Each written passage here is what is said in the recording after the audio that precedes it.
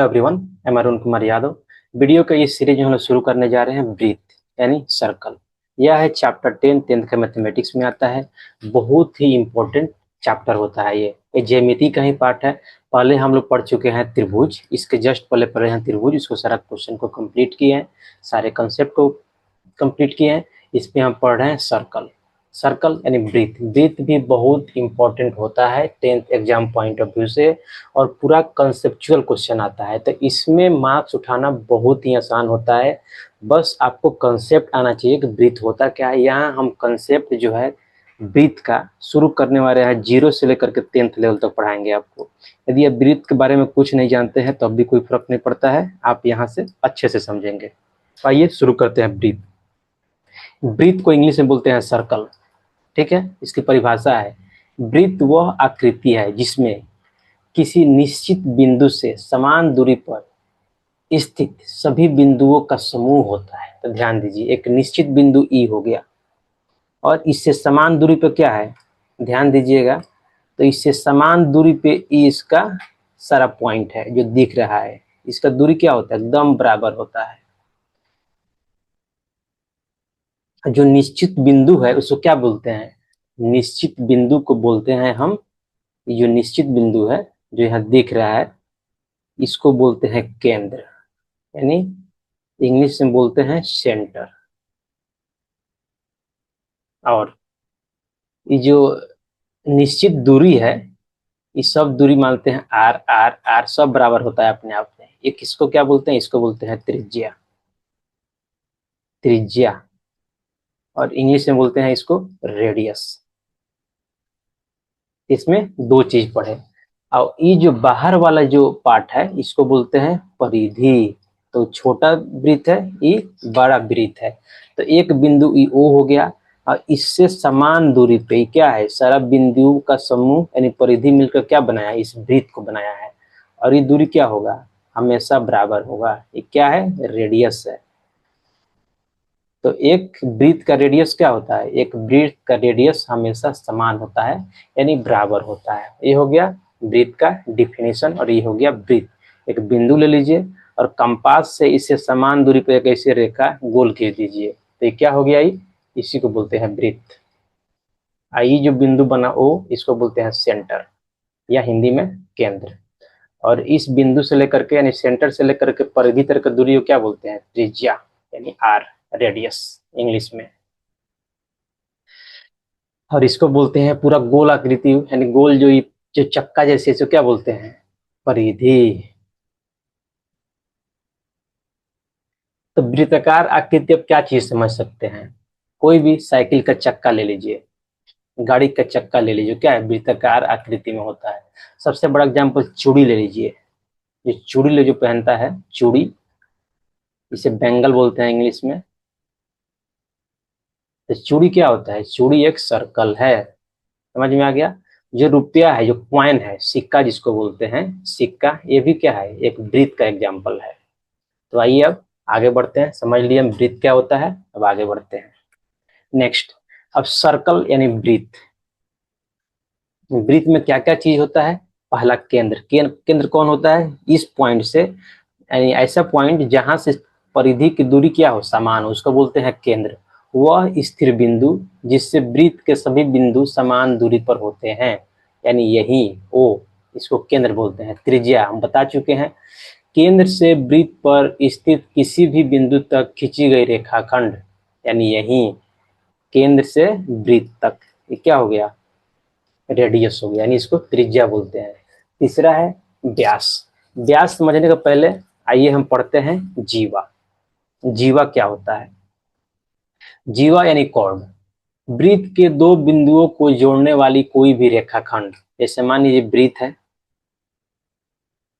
और इसको जोड़ने वाली रेखाखंड ई है, ए बी है, इसका नाम क्या है, ए बी। तो ए बी क्या हो गया, ए बी एक जीवा हो गया। ए बी क्या है, जीवा है। इसी तरह जीवा बहुत हो सकता है, मानिए यहाँ केंद्र है इसका, तो जीवा क्या हो सकता है, जीवा बहुत हो सकता है। ये भी एक जीवा है, केंद्र से लेकर के और दोनों आर पर, ये भी एक जीवा है, ये भी एक जीवा है। यहाँ पे टच हो रहा है, टच करा दीजिए। ये भी एक जीवा है, यानी सब एक जीवा है। ठीक है, इस सबको क्या बोलते हैं, ये सारा जीवा हो गया।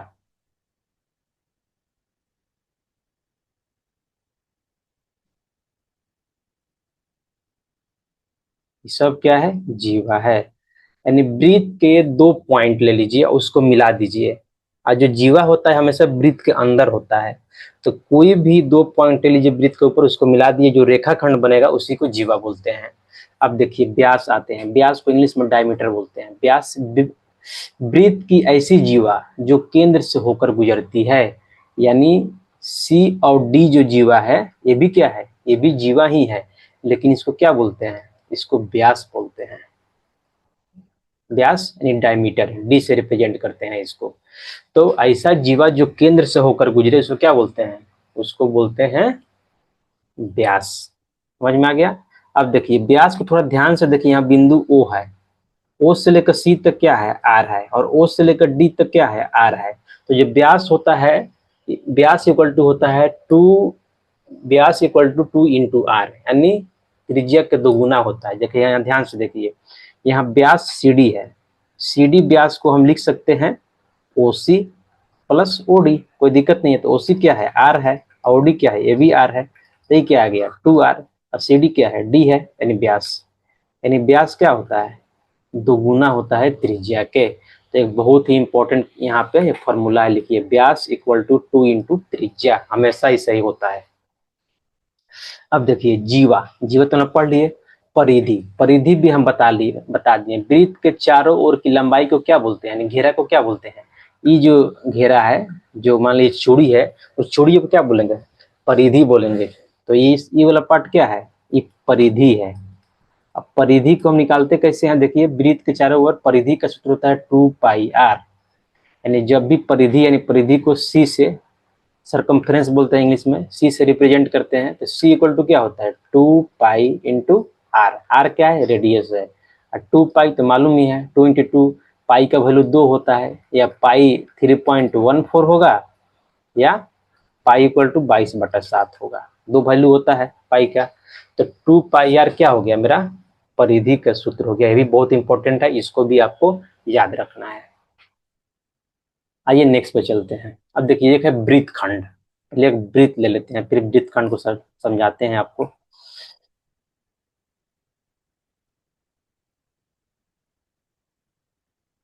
शेप,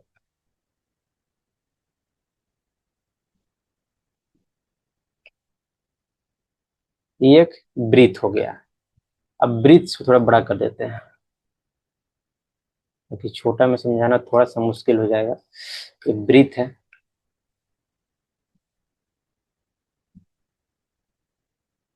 अब देखिए वृत्त खंड क्या होता है, सेगमेंट ऑफ सर्कल इंग्लिश में बोलते हैं वृत्त खंड। वृत्त की किसी जीवा, जीवा तो मान लिया क्या होता है, वृत्त के किसी दो पॉइंट को मिला दी तो क्या बनता है, जीवा बनता है। जीवा द्वारा वृत्त को दो भागों में बांटा जाता है। जीवा और चाप के बीच बना भाग वृत्त खंड कहलाता है। चाप क्या होता है वो हम जानेंगे, बस आप इतना समझ जाइए। ये वृत्त है, ये वृत्त है। अब वृत्त, sorry let me clear this, ये वृत्त है। अब मानिए यहाँ ए हो गया, यहाँ बी हो गया, तो ए से बी जो परिधि का पार्ट हो गया ना, ए और बी, इसको क्या बोलते हैं, इसी को चाप बोलते हैं इंग्लिश में। हिंदी में चाप बोलते हैं। ओके। अब देखिए, अब वृत्त खंड क्या कहलाता है, कोई भी जीवा, पहले तो जीवा खींच दीजिए एगो, आइए एक जीवा ड्रॉ कर देते हैं। मान लीजिए ये एक जीवा है, इसका नाम क्या है, सी डी, सी डी, ये एक जीवा है। अब देख लीजिए, जो जीवा है वृत्त को दो भाग में बांट रहा है। पहला भाग कौन हो गया, ये, और दूसरा भाग कौन हो गया, ये हो गया।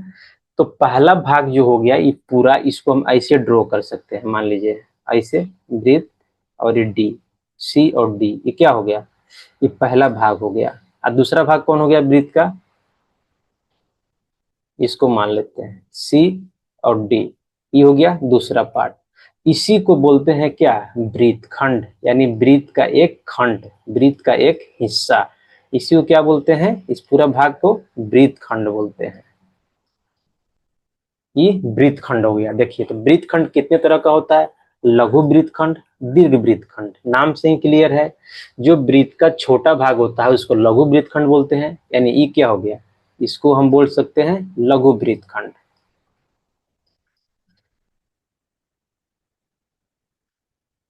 अब वृत्त का जो बड़ा भाग होगा उसको क्या बोलेंगे, दीर्घ वृत्त खंड।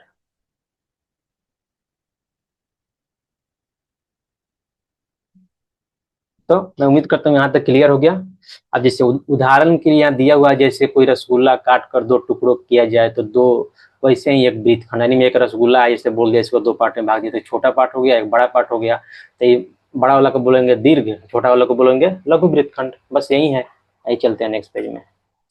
त्रिज्या खंड क्या होता है, आइए देखते हैं। पहले पहले तो आकृति ले लेते हैं, एवरेट सर्कल।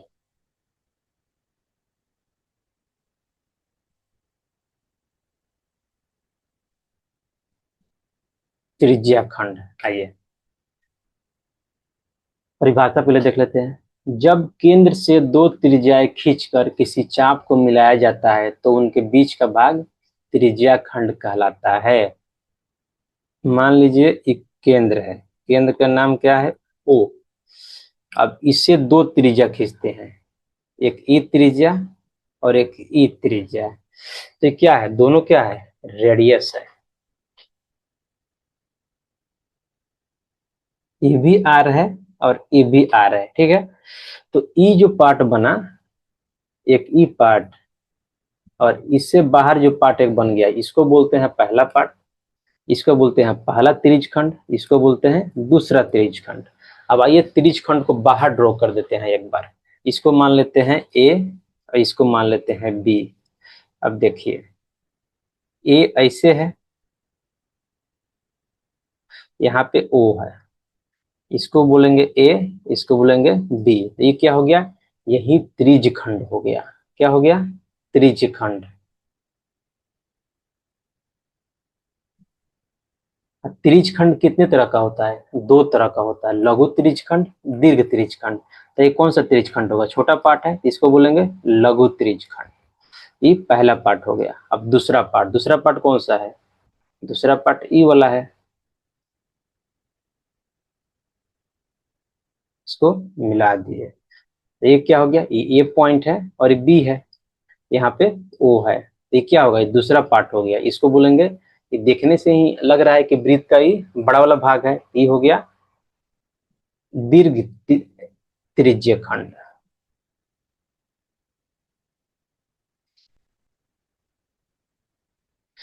दीर्घ त्रिज्य खंड, ठीक है। जैसे उदाहरण के लिए क्या समझिए, पिज्जा का टुकड़ा।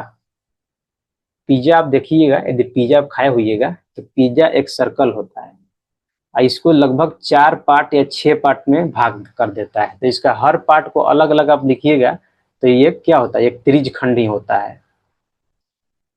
क्या होता है, त्रिज्य खंड होता है। या आप आम भाषा में समझ सकते हैं, जो पराठा बनता है, तिनकोनिया पराठा, आप उसको समझ सकते हैं एक तरह से। वो क्या होता है, एक त्रिज्य खंड होता है जो पराठा बनता है। बहुत लोग हो सकता है कि आप पिज्जा खाया ही ना हो या इससे रिलेट ना कर पा रहा हो, तो इसलिए मैं पराठा का एग्जाम्पल दे दे रहा हूँ। ये क्या हो गया, एक यही एक त्रिज्य खंड है। ये चलते हैं आगे। अब चाप, चाप समझाने के लिए भी पहले एक मैं उस पिक्चर को ले लेता हूँ। चाप तो इससे हम बता भी दिए हैं कि चाप होता क्या है। परिधि के कुछ हिस्से को क्या बोलते हैं, चाप बोलते हैं। चाप भी कितने तरह का होगा, दो तरह का होगा, लघु चाप और दीर्घ चाप। आइए देखते हैं।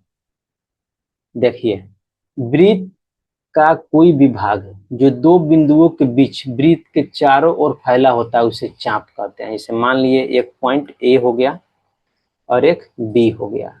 तो वृत्त का जो ई हिस्सा है, ई हिस्सा है ए और बी, इसको क्या बोलते हैं, चाप बोलते हैं। ये क्या है, चाप है। और इसके बाद एक और हिस्सा बच गया नीचे वाला, यानी यहां से लेकर के यहां तक वाला हिस्सा है, ये क्या है, ए और बी। ये भी क्या है, ये भी चाप है। तो इसी को चाप बोलते हैं। वृत्त के जो हिस्सा होता है ना, सॉरी यहाँ पे थोड़ा सा गलती हो गया,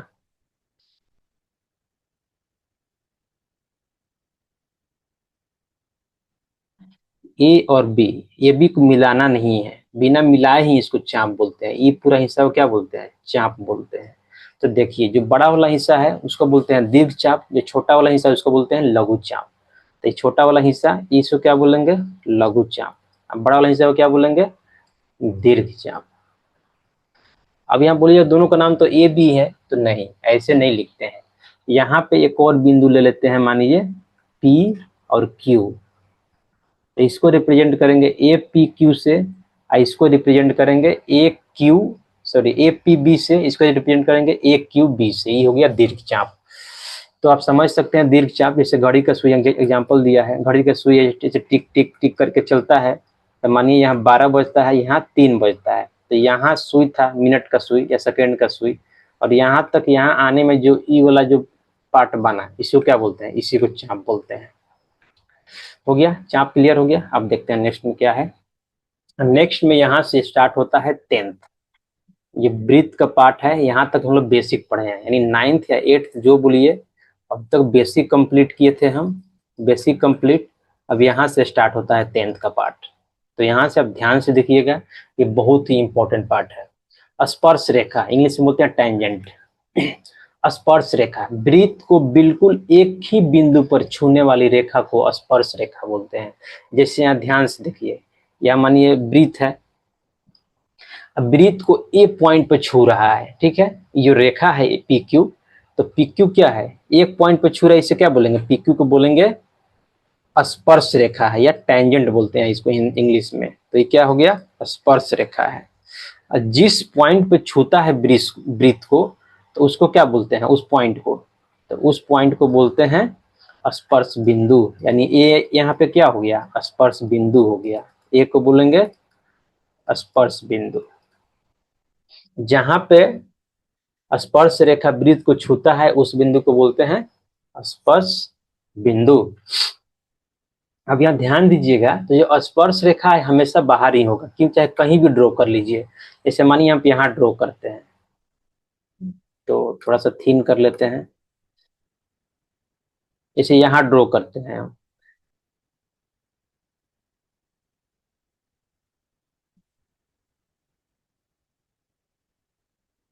लेट मी इरेज दिस,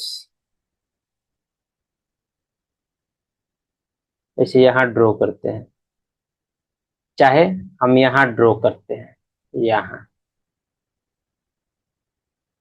ध्यान दीजिएगा, यहाँ पे दो चीज हम ड्रॉ किए हैं। यहाँ पे मान लीजिए ए बी,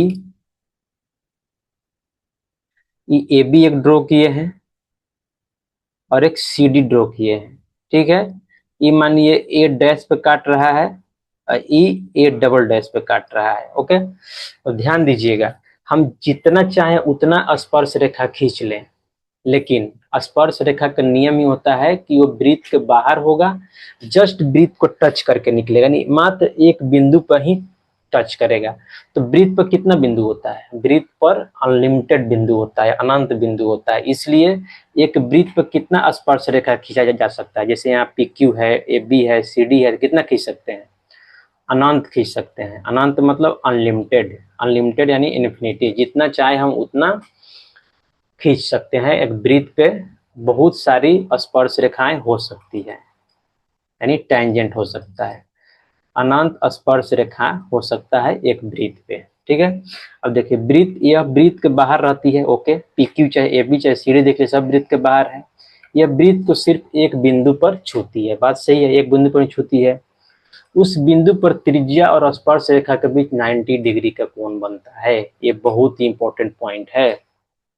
देखिए यहाँ जो है, इसको जो लाइएगा, जिस स्पर्श बिंदु को और केंद्र को मिलाइएगा, तो ये बनेगा, क्या बनेगा? ये त्रिज्या बनेगा। तो जो ये त्रिज्या है, ये हमेशा स्पर्श रेखा पर 90 डिग्री का एंगल बनाता है। ये आपको ध्यान रखना है, बहुत ही इंपॉर्टेंट है। जहां भी इसको ड्रॉ करना है कर लीजिए, कितना एंगल बनाएगा? 90 डिग्री का एंगल बनाएगा स्पर्श रेखा पे। लेकिन यह थ्योरम है, यह 10.1 एक प्रमेय है जो हमको प्रूफ करना है। तो आगे हम इसको डिटेल में भी देखेंगे, इसलिए घबराना नहीं है। बस इतना ख्याल रखिए, इतना ध्यान ही रखना है कि केंद्र से यदि कोई भी त्रिज्या यानी केंद्र से स्पर्श बिंदु पे यानी केंद्र से जहां जहां स्पर्श रेखा छूती है वृत्त को उस बिंदु को मिलाएंगे तो क्या हो जाएगा, परपेंडिकुलर हो जाएंगे उस स्पर्श रेखा पे। यहाँ से क्लियर हो गया। आप एक चीज हम समझ गए कि एक पॉइंट यहाँ पे और क्लियर लिख लीजिए कि एक वृत्त पर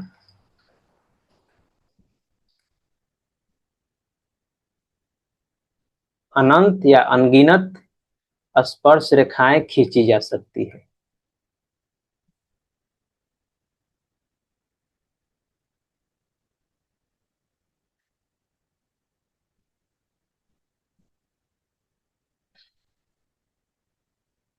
खींची जा सकती है।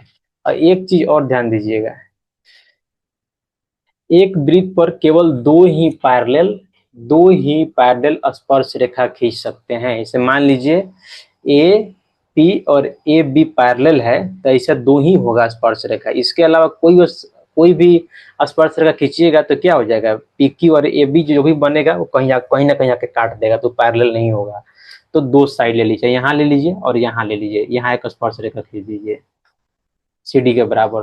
तो क्या होगा, दो ही मात्र पैरेलल स्पर्श रेखा खींची जाती है एक वृत्त के ऊपर, उससे ज्यादा नहीं होता है। इसको पढ़ेंगे डिटेल में। आइए चलते हैं नेक्स्ट पार्ट में। छेदक रेखा, सीकेंड बोलते हैं इंग्लिश में। छेदक रेखा मतलब क्या होता है, वह रेखा जो वृत्त को दो अलग अलग बिंदुओं पर काटती है उसे छेदक रेखा बोलते हैं। पहले क्या पढ़े थे हम, जीवा पढ़े थे। जो वृत्त के दो बिंदुओं को मिलाए उसको क्या बोलते हैं, जीवा बोलते हैं। यहाँ बोल रहा है कि छेद के बाहर निकल जाए, यानी ऐसे ही रेखा है तो रेखा खंड था। जो जीवा है वो क्या होता है, वो रेखा खंड होता है। यहाँ पे जो छेदक रेखा क्या है, ये एक रेखा है। तो ध्यान दीजिए, जीवा की तरह ही ये भी है, लेकिन जो वृत्त को दो बिंदुओं पर छू के जो रेखा निकल जाए, काटते हुए निकल जाए, उसको बोलते हैं छेदक रेखा। तो यहाँ पे पी क्यू क्या होगा, पी क्यू एक छेदक रेखा है। छेदक रेखा कितना हो सकता है, बहुत हो सकता है। ऐसे ले लीजिए, ड्रॉ कर देते हैं हम। ये भी छेदक रेखा है, ये भी छेदक रेखा है, ये भी छेदक रेखा है, ये भी छेदक रेखा है। हाँ, यदि एक बिंदु पर छू दे तो वह स्पर्श रेखा हो जाएगा, वो छेदक रेखा नहीं होगा। तो छेदक रेखा भी अनंत खींची जा सकती है एक वृत्त में, ठीक है। और पैरेलल भी ध्यान दीजिएगा, इस वृत्त है मान लीजिए,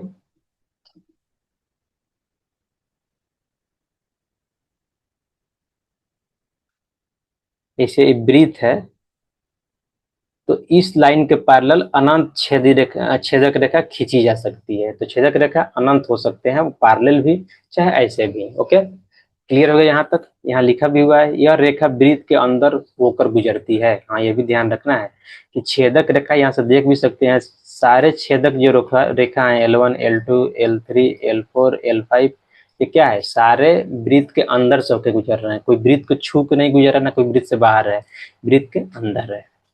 यह रेखा वृत्त को दो बिंदुओं पर काटती है ऑब्वियसली। यहाँ देख लीजिए ए और बी पे काटी है, ठीक है। अब आइए नेक्स्ट पार्ट में चलते हैं। तीसरा है अप्रतिच्छेदी रेखा, यानी नॉन इंटरसेक्टिंग लाइन।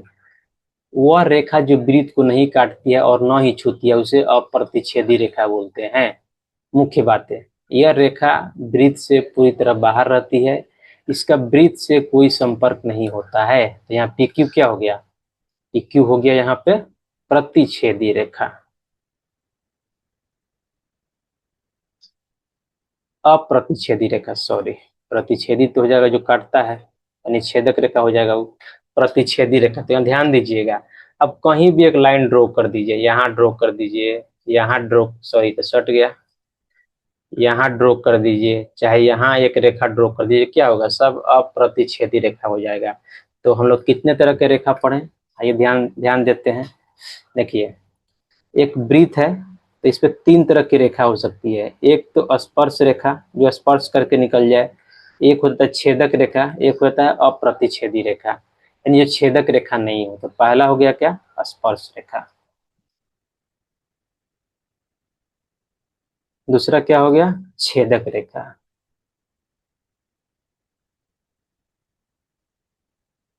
तीसरा क्या हो गया, अप्रतिच्छेदी रेखा।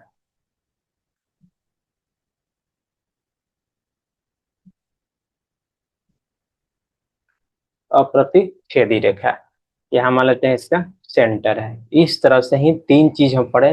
स्पर्श रेखा वृत्त को केवल एक पॉइंट पे छूता है और छेदक रेखा 2 पॉइंट पे छूता है और अप्रतिच्छेदी रेखा एक भी पॉइंट पे नहीं छूता है। तो ये तीन चीज क्लियर हो गया। और बेसिक चीज में हम लोग क्या पढ़े थे कि एक वृत्त है, तो ये क्या होता है, ये त्रिज्या होता है, ये क्या होता है, इसका सेंटर होता है, और इसको क्या बोलते हैं, इसको परिधि बोलते हैं, यानी सरकमफेरेंस बोलते हैं इसको। सरकमफेरेंस का फॉर्मूला क्या होता है, 2 पाई आर।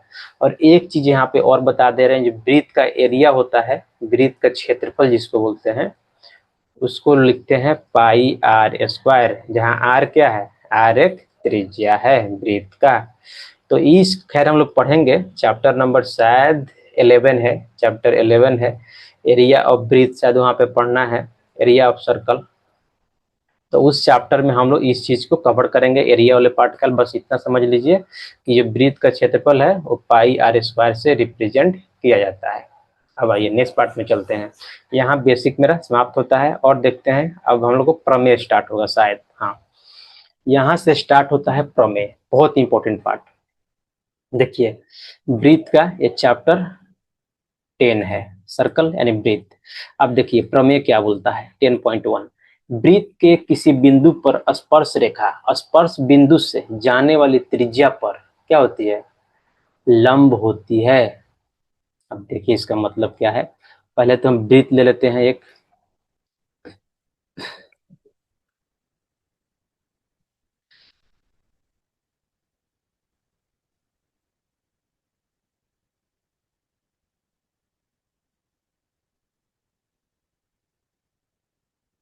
यहाँ पे बोला जा रहा है वृत्त के किसी बिंदु पर।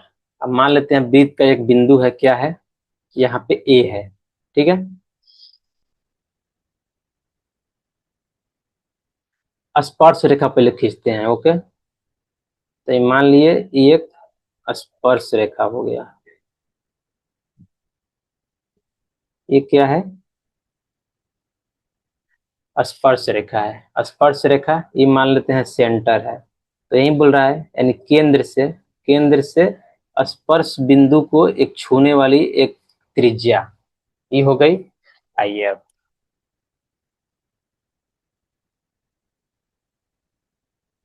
तो ये क्या हो गया, देखिए वृत्त के किसी बिंदु पर, यानी बिंदु हो गया, इसको मान लेते हैं पी, ये वाला बिंदु, ये क्या हो गया, पी हो गया। स्पर्श रेखा बिंदु पर स्पर्श रेखा मेरा ई है, स्पर्श रेखा को मान लेते हैं, स्पर्श रेखा क्या है, ए बी है, ओके। स्पर्श रेखा स्पर्श बिंदु से जाने वाली त्रिज्या पर, स्पर्श बिंदु से ई वाले जाने वाली त्रिज्या पर क्या होती है, लंब होती है। यानी ई हो गया ओ हो गया केंद्र, यानी जो स्पर्श रेखा है इस पर हम जो जो त्रिज्या खींचेंगे वो क्या होगा, लंब होगा। इसको क्या करना है, प्रूफ करना है। अब आइए हम इसको देखते हैं।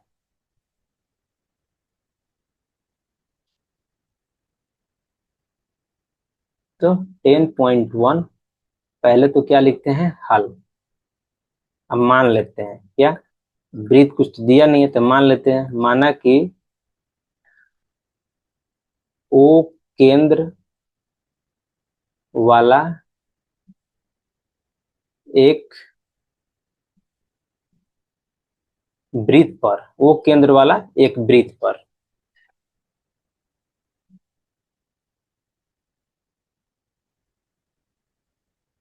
बिंदु पी से ए बी एक स्पर्श रेखा खींची गई है, एक स्पर्श रेखा खींची नहीं खींची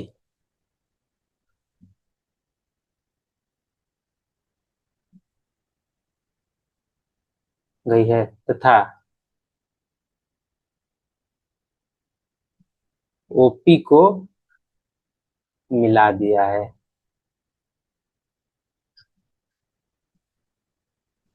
ओपी क्या है, त्रिज्या है। त्रिज्या कैसे लिखते हैं, आर से लिखते हैं। अब देखिए अब क्या बोल रहा है, अब सीध क्या करना है हमको,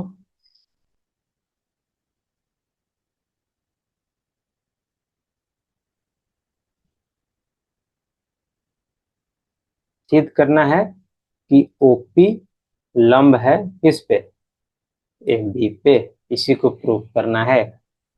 अब आइए, अब पहले इसको थ्योरेटिकली ही प्रूफ किया जाता है, ऐसा कुछ प्रैक्टिकली प्रूफ करने के लिए आपको तो स्केल वगैरह लेना पड़ेगा और उससे एक ब्रिज ड्रॉ करके फिर उसका सारे डिस्टेंस को मेजर करना पड़ेगा। ओपी ओ से लेकर के ए बी के अलग अलग पॉइंट लेंगे, उससे उसका डिस्टेंस मेजर करेंगे। अब ध्यान दीजिएगा कि सबसे जो छोटा दूरी होता है उसी वो जो दूरी क्या होता है वो लंब होता है उस रेखा पे। तो मानिए यहाँ पे मान लेते हैं हम एम कोई पॉइंट है, यहाँ मान लेते हैं एम कोई एन कोई पॉइंट है, इन लोगों को मिला देते हैं।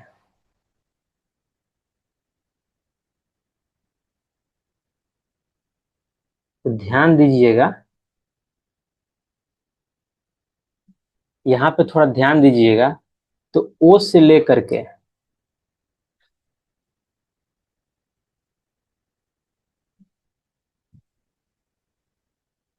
ओ से लेकर के जो यहाँ बिंदु होगा क्या होगा, इसको मान लेते हैं क्यू। तो ओ से लेकर क्यू आर हो जाएगा। यहाँ भी ओ से लेकर के यहाँ आर मान लेते हैं, इस बिंदु को, इस बिंदु क्या मान लिए हम, आर मान लिए। तो ओ से आर क्या हो जाएगा, ये भी आर हो जाएगा। तो ध्यान दीजिएगा ओ एम और ओ एन दोनों क्या है, ओपी से बड़ा है। इसका मतलब आप ओ से कोई भी एक रेखा खींचिएगा, कोई भी एक रेखाखंड खींचिएगा ए बी पे, तो ओपी से बड़ा ही होगा। तो कोई भी बिंदु से किसी भी रेखा पर सबसे छोटी जो दूरी होती है क्या होती है, उस रेखा पे लंब होती है। तो उसी से हम क्या करते हैं, इसको प्रूफ करते हैं। हम देखिए,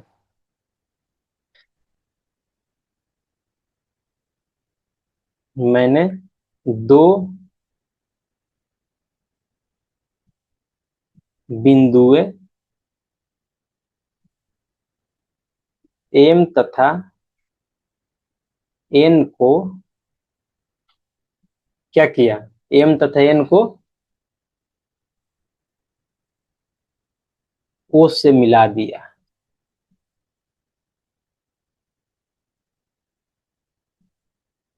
ओ से मिला दिया, जैसे मिला तो हमको क्या मिला, देखिए। अब यहाँ ध्यान दीजिएगा, ओपी इक्वल टू क्या है, ओपी इक्वल टू आर है।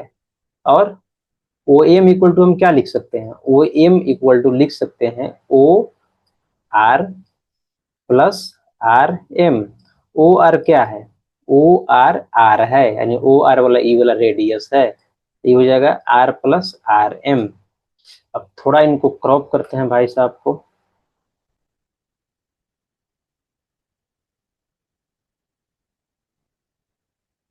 इस सारे क्रॉप हो जा रहे हैं, ओहो।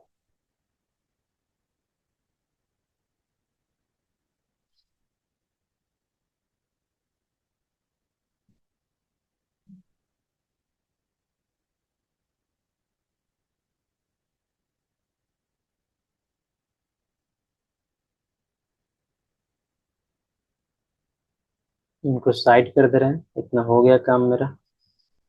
और एक लाइन ड्रॉ कर दे रहे हैं।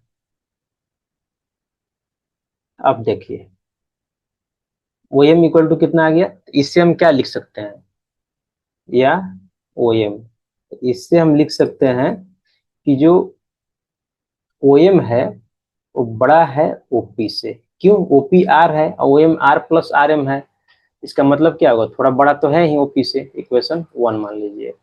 अब देखिए, इसी तरह से हम क्या लिख सकते हैं, इसी तरह से ओ क्यू को क्या लिख सकते हैं, सॉरी ओ एन को, ओ एन यानी ई वाला रेखा, ओ से लेकर के एन तक, यहाँ तक, इसको लिख सकते हैं O Q plus Q N. कोई दिक्कत नहीं।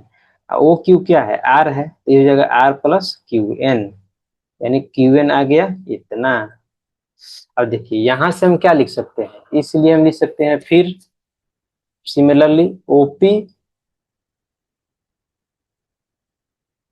ओ एन, ओ एन बड़ा है ओपी से। समीकरण वन और दो से क्या सिद्ध होता है कि ओपी सबसे छोटी रेखा है, सबसे छोटी दूरी है। तो सबसे छोटी दूरी कैसे मालूम चलेगा बोलिए, तो यहाँ सर और पॉइंट हो सकता है, लेकिन आपको ध्यान ये देना है कि हम यहाँ मल्टीपल नहीं ले सकते हैं। यहाँ पे तो अनलिमिटेड दूरी हो जाएगा, यहाँ ओ से यदि दूरी खींचना शुरू कीजिएगा ये भी तो अनलिमिटेड होगा। लेकिन सीधा समझिए कि जो न्यूनतम दूरी होता है वो रेखा पे क्या होता है, सीधा परपेंडिकुलर होता है, यानी लंब होता है। तो देखिए समीकरण 1 और 2 से क्या मिलता है हमको, ओपी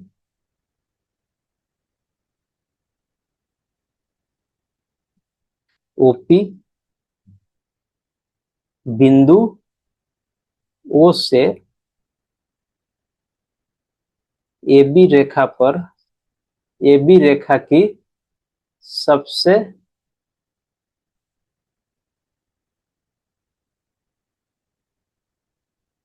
छोटी दूरी है। ओपी जो है बिंदुओं से ए बी रेखा की सबसे छोटी दूरी है। तो हम लोग क्या जानते हैं, चूंकि हम जानते हैं कि किसी बिंदु से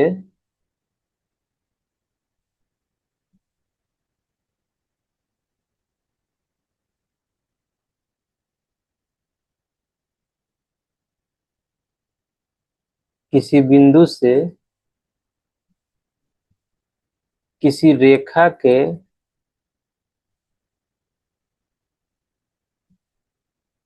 बीच की सबसे छोटी दूरी, सबसे छोटी दूरी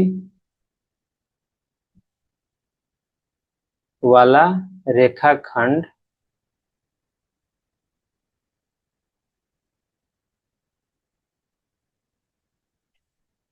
रेखाखंड उस रेखा पर लंब होता है। उस रेखा पर क्या होता है, नेक्स्ट पार्ट में चलते हैं, नेक्स्ट पेज में। उस रेखा पर लंब होता है।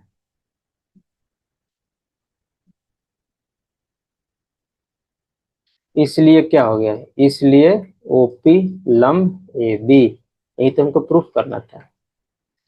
यही मेरा क्या हो गया, प्रूफ हो गया, और यही मेरा आंसर हो गया। तो इससे क्या सीखे हम लोग, कोई भी वृत्त है, ठीक है, और एक स्पर्श रेखा खींची गई है, और जहां वो पी पे छूता है, कोई भी पॉइंट पे छूता है, और उसके सेंटर से एक लाइन मिला दीजिए जो त्रिज्या होता है, तो ये हमेशा क्या होगा, हमेशा 90 डिग्री का एंगल बनाएगा। चाहे कहीं भी हो, चाहे कहीं भी स्पर्श रेखा हो, चाहे यहाँ भी हो, क्या हो जाएगा, ये 90 डिग्री का एंगल बनाएगा। चाहे यहाँ भी हो जाए, कितना बनाएगा, ये 90 डिग्री का एंगल बनाएगा। तो यही क्या है, यही थ्योरम 10.1 है। आइए नेक्स्ट थ्योरम में चलते हैं। नेक्स्ट थ्योरम देखिए क्या है, बाह्य बिंदु से वृत्त पर खींची गई स्पर्श रेखाओं की लंबाइयां बराबर होती है। मतलब एक बाह्य बिंदु से, यानी मान लीजिए पहले एक वृत्त ले लीजिए, एक वृत्त है और एक यहाँ बिंदु पी है। इस बिंदु से हम कितना स्पर्श रेखा खींच सकते हैं, तो मात्र दो, यानी एक यहाँ जो एकदम आर पार हो जाए। ओहो, थोड़ा सा पॉसिबल नहीं लग रहा है। Okay, let me draw by the this thing. तो एक रेखा से कितना स्पर्श रेखा खिंचाएगा, एक, और ये हो जाएगा दूसरा। अब यदि कहीं भी खींचने की कोशिश कीजिएगा ना, तो ये क्या हो जाएगा, ये स्पर्श रेखा ना होकर क्या हो जाएगा, ये छेदक रेखा हो जाएगा। तो इससे क्या क्लियर होता है कि एक बिंदु से एक वृत्त पर केवल हम कितनी स्पर्श रेखाएं खींच सकते हैं, ओनली 2 स्पर्श रेखाएं खींच सकते हैं। तो इसको हम नोट में करके लिखा दे रहे हैं आपके लिए, आपको नोट में करके लिख लेना है, नोट, इसको मिटाएंगे भी। नोट क्या है, एक बाह्य बिंदु से, बाह्य मतलब बाहरी बिंदु,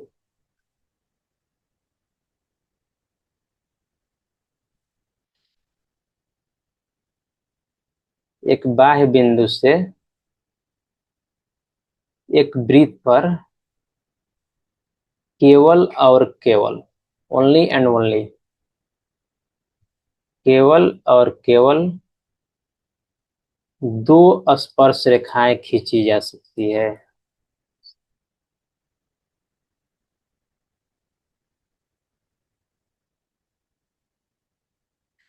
केवल और केवल दो स्पर्श रेखाएं खींची जा सकती है। बहुत ही इंपॉर्टेंट पॉइंट है। इससे क्या, ये ऑब्जेक्टिव में डायरेक्टली ऐसा ही लिखा हुआ आ सकता है कि एक बिंदु से जगह बाहर पूछेगा कि एक बिंदु से एक वृत्त पर कितना स्पर्श रेखा खींच सकते हैं, तो क्या आंसर होगा, 2। अब देखिए यही बोल रहा है कि बाह्य बिंदु से वृत्त पर खींची गई स्पर्श रेखाओं की लंबाई बराबर होती है। मानिए छू रहा है ए पे, ये छू रहा है बी पे, ये पी है, ये मान लीजिए ओ है। तो क्या बोल रहा है यहाँ पे बोल रहा है P A equal to P B, यानी एक बाह्य बिंदु से खींची गई स्पर्श रेखाओं की लंबाइयां क्या होती है, बराबर होती है। यानी ई वाला हमेशा इसके बराबर होता है। यही क्या करना है, यही हमको प्रूफ करना है। आइए शुरू करते हैं। आप इसको मिटा देते हैं। होप करते हैं कि आपने नोट कर लिया होगा।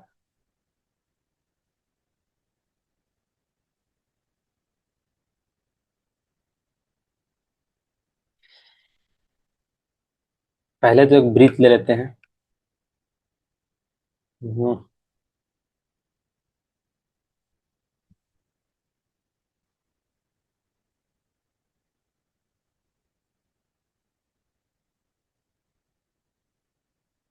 Let me make it smaller only.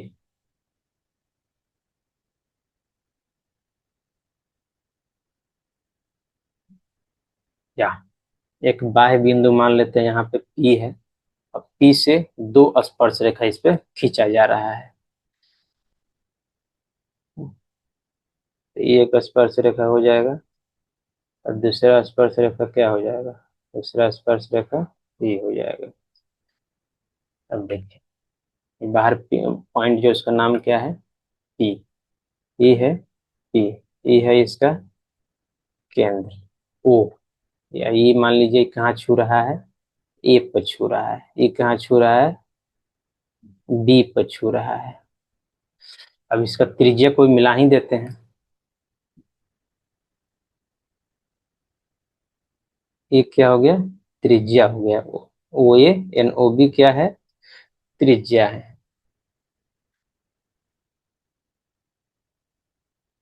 त्रिज्या हो गया, ओके।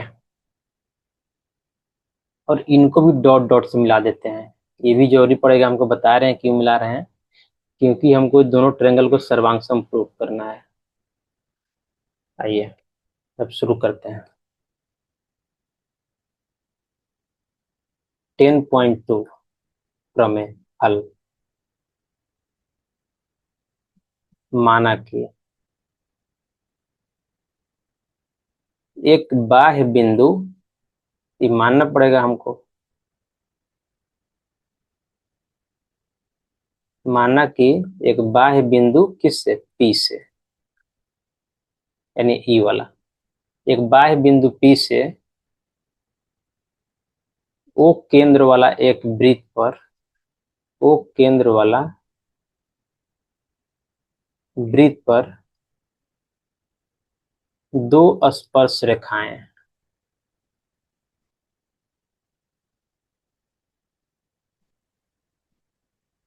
पीए तथा पीबी खींचा। और दूसरा क्या किया है, O A equal to O B equal to क्या है, त्रिज्या है। ठीक है, ये त्रिज्या है। इनको क्या बोलते हैं, इनको बोलते हैं आर।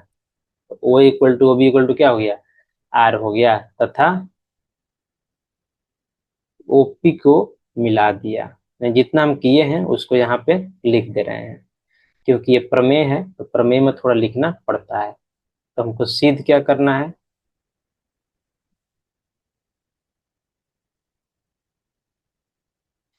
हमको सिद्ध करना है P A equal to P B. यही हमको सिद्ध करना है। तो हम क्या जानते हैं, हम जानते हैं क्या है, ये स्पर्श रेखा त्रिज्या पे क्या होता है, लंब होता है। तो यहाँ क्या होगा, पी ए लंब है ओ ए पे, ठीक है, तथा पीबी लंब है किस पे, ओ बी पे। क्यों, क्योंकि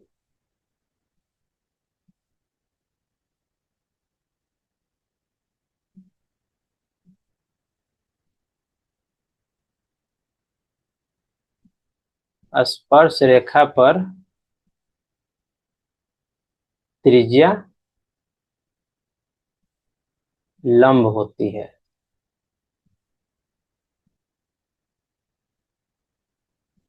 ठीक है, स्पर्श रेखा पे हमेशा त्रिज्या क्या होगा, लंब होगा। जैसे ही लंब हुआ हम क्या लिख सकते हैं, ये वाला एंगल 90 डिग्री, यानी पी ए ओ, यानी angle P A O equal to 90 degree. इसमें ध्यान दीजिए, ये वाला angle P B O, P B O कितना हो गया, 90 डिग्री। दोनों कितना हो गया, 90 90 हो गया। अब आइए, और ये क्या है, ये तो रेडियस ही है, रेडियस को क्या बोलते हैं, आर। अब इनको करते हैं, इमेज को लेते हैं, चलते हैं नेक्स्ट पेज में। एक चीज तुमको मालूम हो गया कि एक एंगल क्या है, 90 डिग्री है। अब देखिए, अब ध्यान दीजिएगा, तो ओ पी बी क्या है, और ओ पी ए क्या है, दोनों राइट एंगल है।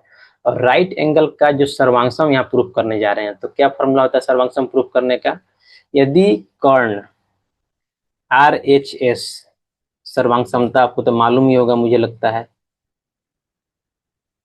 सर्वांग समता आर एच एस, आर मतलब राइट एंगल 90 डिग्री, यानी एक एंगल 90 तो होता ही है, तो ऑब्वियस है। एच से हाइपोटेनस यानी कर्ण, तो इसमें कर्ण कौन है, ओपी है, तो ओपी तो कॉमन है। और एक साइड बराबर हो, कम से कम एक भुजा यानी एक साइड बराबर हो, तो यहाँ आर देखिए, ओ ए और ओ बी क्या है, एक साइड है, दोनों आर है, रेडियस बराबर है। इसका मतलब क्या होगा, दोनों ट्रायंगल समरूप नहीं सर्वांगसम हो गए, नॉट समरूप सर्वांगसम हो गए। तो सर्वांगसम होते ही क्या होता है, सर्वांगसम होते ही बाकी सारी जो एंगलें होती हैं वो आपस में बराबर हो जाती हैं, और भुजाएं भी क्या होती है, बराबर हो जाती है। तो हम वही प्रूफ करने वाले हैं। आइए, अब क्या लिखेंगे, दोनों त्रिभुज लिख रहे हैं, त्रिभुज पी ए ओ तथा त्रिभुज पी बी ओ में, कौन त्रिभुज है ये, पी ए ओ, ई वाला त्रिभुज, पी बी ओ, ई वाला त्रिभुज। अब दोनों त्रिभुज में क्या है, तो ध्यान दीजिएगा, ओपी इक्वल टू ओपी एक भुजा है, ओपी इक्वल टू ओपी, क्यों, दोनों भुजा क्या है, उभयनिष्ठ है। उभयनिष्ठ मतलब कॉमन भुजा, जो दोनों में कॉमन हो उसको बोलते हैं उभयनिष्ठ। आई भुजा है तो भुजा। दूसरा क्या है देखिए, right angle 90 degree, angle P A O equal to angle P B O, क्यों, क्योंकि ये 90 डिग्री है, पहले हम लिख भी दिए हैं। अब देखिए दूसरा क्या है, O A equal to O B equal to R, क्यों, क्योंकि एक ही वृत्त की त्रिज्या, एक ही वृत्त की त्रिज्याएं, जैसे ही एक ही वृत्त की त्रिज्याएं होंगी तो क्या होंगे? बराबर होंगे। इसलिए हम क्या लिख देंगे, त्रिभुज पी ए ओ सर्वांगसम है किसके, त्रिभुज पी बी ओ से। कैसे प्रूफ किए हम, R H S right hypotenuse side, तीन चीज मिल जाए तो क्या होते हैं, राइट एंगल सर्वांग समता है ये, राइट एंगल ट्रायंगल का सर्वांग समता से क्या होगा, सर्वांगसम हो। जैसे ही दो ट्रायंगल सर्वांगसम होते हैं क्या होते हैं, उनकी सारे भुजाएं आपस में बराबर हो जाती हैं। तो क्या हो गया, यहाँ पे लिख देंगे P A equal to P B, हो गया ना, ये भुजा से बराबर हो जाएगा, और सारे कोण भी बराबर हो जाएंगे। तो यहाँ ध्यान दीजिएगा, हमको प्रूफ नहीं करना है, लेकिन हमको बता दे रहे हैं ई ट्रायंगल और ई ट्रायंगल क्या है, सर्वांगसम है, तो ई एंगल और ई एंगल भी बराबर होगा, और ई एंगल और ई एंगल भी बराबर होगा। तो यही ध्यान देना है कि जब भी किसी बिंदु P से किसी वृत्त पे आप दो स्पर्श रेखा खींचते हैं और उस बिंदु को आप OP से यानी केंद्र से मिला दीजिएगा, तो बाकी ई वाला एंगल भी बराबर होता है। तो इसको ध्यान देना है हमेशा, यही मुझे प्रूफ करना है, और क्या हो गया, ये प्रूफ हो गया। लास्ट में एक लाइन लिखना है, अतः तो अतः लिख दीजिए, नहीं तो यहीं पे मेरा आंसर हो जाएगा। अब आइए देखते हैं, तो यहाँ पे दो प्रमेय है। प्रमेय 10.1 यानी थ्योरम 10.1 क्या कहता है, एक वृत्त है और एक स्पर्श रेखा है, और इसको जब आप त्रिज्या से यानी केंद्र से होके मिलाइएगा, एक त्रिज्या को मिलाइएगा, तो ये क्या होता है, हमेशा लंब होता है, यानी 90 डिग्री का एंगल बनाता है। ये क्या हो गया, प्रमेय प्रमेय 1 हो गया। अब देखिए प्रमेय 2। प्रमेय 2 क्या होता है, एक वृत्त है और एक बाह्य बिंदु P मान लीजिए, इससे कितना स्पर्श रेखा खींचा जा सकता है, दो स्पर्श रेखा। ये दोनों स्पर्श रेखा होंगी तो क्या होंगी, यहाँ मान लीजिए A, यहाँ मान लीजिए B, ये दोनों स्पर्श रेखाएं आपस में क्या होती है, बराबर होती है, यानी PA इक्वल टू PB। दो चीज है इसमें, क्या था, यहाँ पे मान लीजिए T मान लेते हैं, कुछ भी मान लीजिए, नाम तो कुछ भी हो सकता है, OT लंब PB। तो यही दो प्रमेय है जो वृत्त में पढ़ना है, और यही दो प्रमेय से हम सारा क्वेश्चन सोल्व कर देंगे। 10.2 है ये, 10.2। तो इन्हीं सारी प्रमेय से हम वृत्त का जो प्रश्नावली है 10.1 एंड 10.2, दो ही प्रश्नावली है, हम सारे क्वेश्चन को, एक एक क्वेश्चन को डिटेल में सोल्व करेंगे। तो हम यहाँ कंसेप्ट कंप्लीट किए बिना किसी क्वेश्चन को छोड़े हुए, और कोई भी बच्चा यदि 9th-10th में भी है, 9th-10th का भी यदि वृत्त नहीं पढ़ा है, तो उसको भी यहाँ से वृत्त आसानी से समझ में आएगा। 0 से लेकर के हम 10th लेवल तक आपको पढ़ाए हैं। यदि आपको वीडियो अच्छा लगा हो तो please like share and subscribe the channel. Thank you.